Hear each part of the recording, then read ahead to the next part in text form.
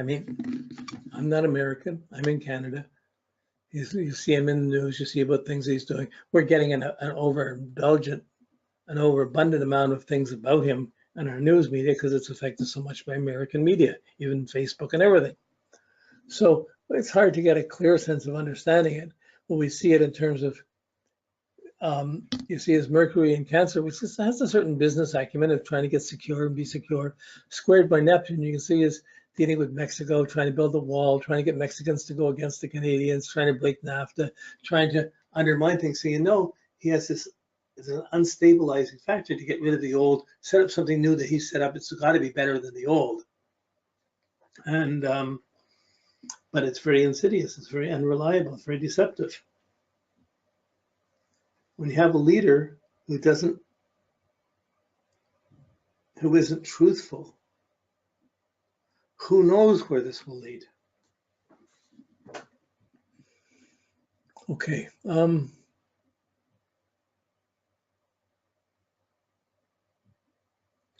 People get there for a time. It's not like anyways, we're just looking at the person at their temperament. So this anger fall or this quality of how do you make things go? How do you survive things? What are you doing? I don't know a story as a kid going through school, dealing with gangs, dealing with other people, or how he dealt with things and how he got what he had to get, how he got things done. But it's tied to a sense that he has a pride of what he's doing.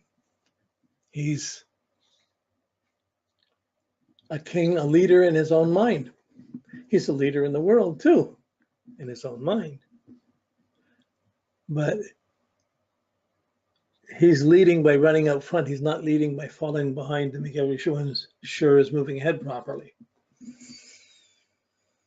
Okay. Again, the Saturn, we talked a bit about the Saturn. So we saw the Jupiter to Saturn. That's his smart business stuff, his sense of timing. But the Venus, the Saturn touching the Venus is the ability to, nothing's ever good enough. Nothing's ever, there's not enough money. There's not, there's problems coming through Venus. I'm not being satisfied. If I'm not being happy, I've got to do something. If I'm not getting satisfied by my wife, if I'm not being satisfied by my business, if I'm not secure by my home, what am I going to do? Well, I'll probably find things in other countries or other places where I can take that edge off.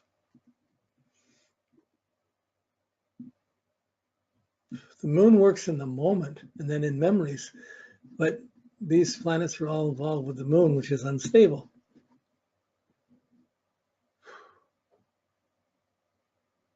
You can see clearly how he got to be present, but the other time when you look at the person side, what amazing, well, he could drive to do that because he was trying to leave all the personal stuff behind to get there. I'm not going to stay on the Saturn. There's no other aspects to it to bring it in.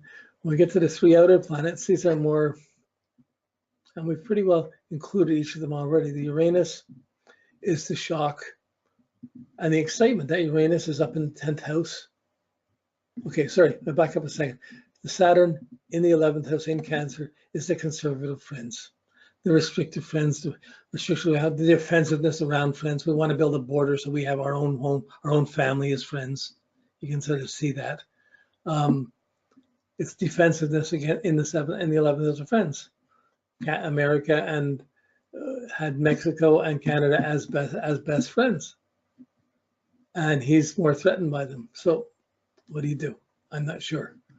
But that restrictive, the need for friends, the thinking, the wanting friends, and the Saturn being there, the friends aren't good enough. We're being influenced by, we're being overloaded, we're being there, we got to build a wall, we got to defend ourselves against friends. You can see these applying in his policies. It takes a little more work to know how he would apply it in his life. And even with policies, we're only projecting into the things we heard, which is only, how can you know what's true? His Uranus, the planet of excitement, of independence, of breaking free, is up in the 10th house. He's meant to be radical, be independent, be free, do his own thing. It's conjunct his sun. He gets confidence in being exciting, being the unique, independent leader in Gemini, following his own ideas. This is all this post-war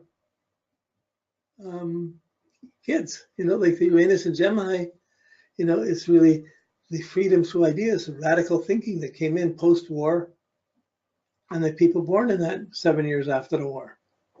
So many great ideas came through.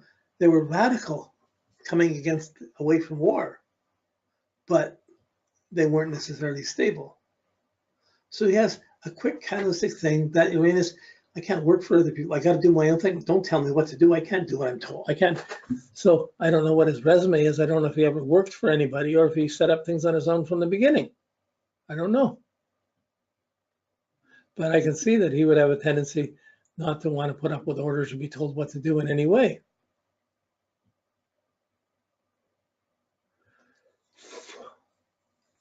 So the need to do his independent thing is there. He's running America as his independent business, as his independent country, as he knows how it should be done. I'm going to turn around from that. So, but his ability to follow or let someone else lead, almost impossible with that Uranus up there. That excitability to change things, to turn things around, to be radical, sure. But his concept of radical is questionable, but he's still acting on it.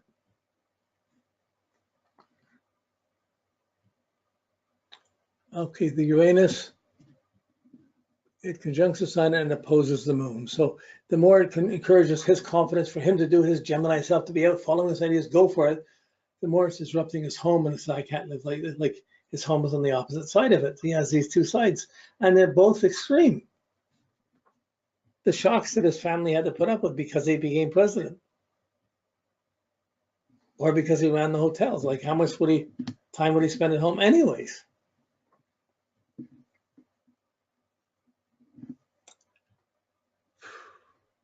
So he has power, but he doesn't have much scope of insight. Like, he measures things against a very conservative, narrow domestic anxiety.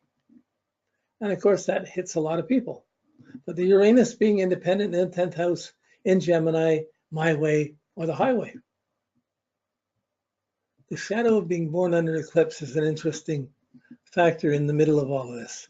He's up there and you get the sense, how can he keep going? How far go? How far does someone push it? You get the sense of this ominous sense within this.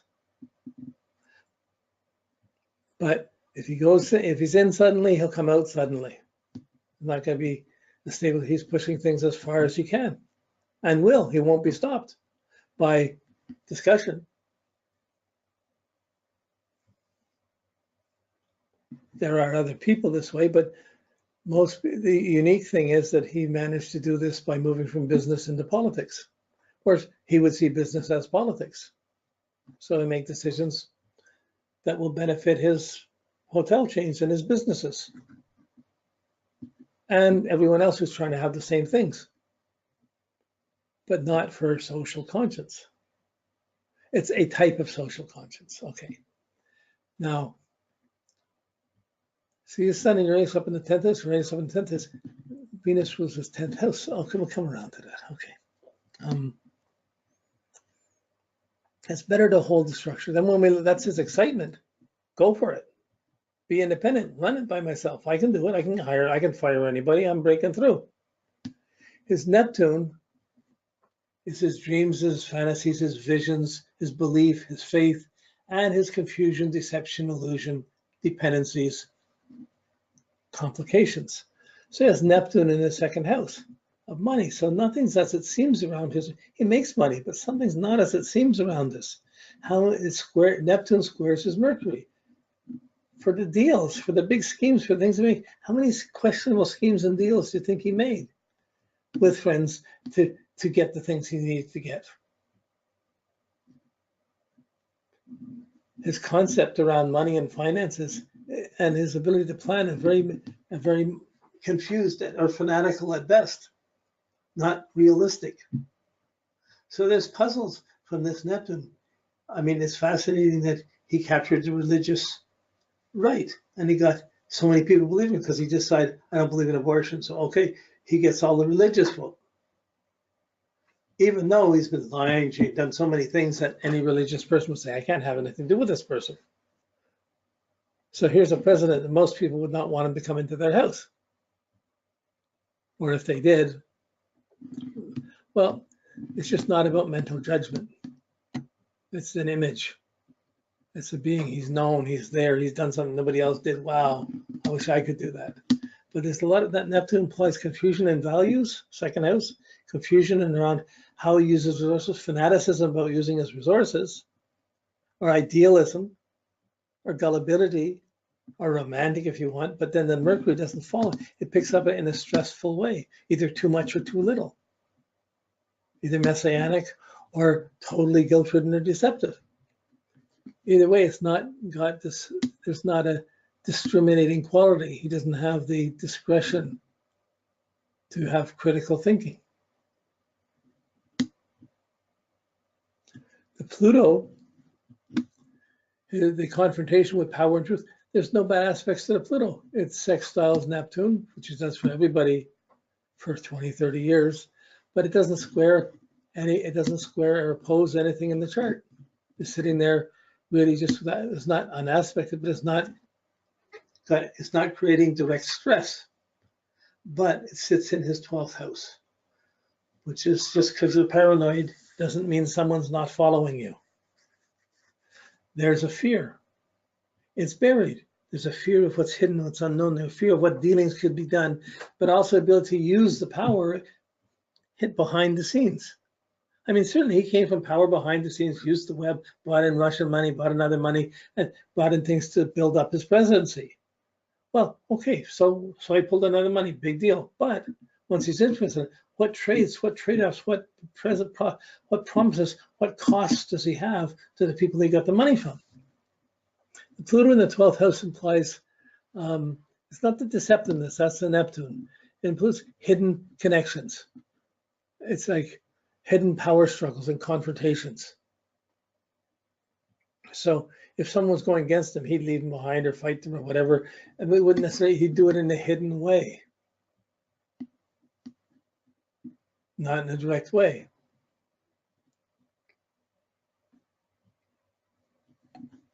So it's the minute there's harshness or fear, there's a strong. Normally he can deal with this, but it sits in his 12th house. So his power planets, Mars and Pluto, are both in his 12th house, leading him into behind the scenes actions. So what we're seeing is one thing. He's doing things behind the scenes. We're seeing getting so fluffed up with the news and the stories and so worked up about that, but we don't see what's really going on. So behind the financial deals and the tariffs, military things are happening, power struggles are happening, controls are happening, and wars can be building up.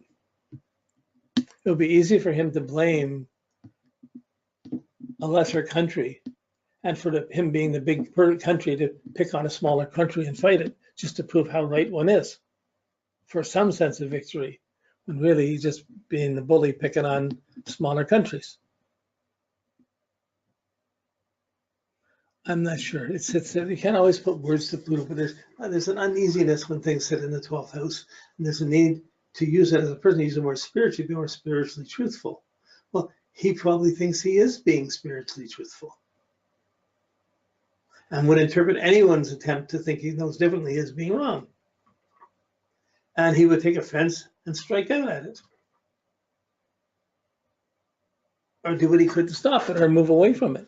But it's not, it would really, if it started to interfere with his momentum, he would run into it. Like so, would be an example.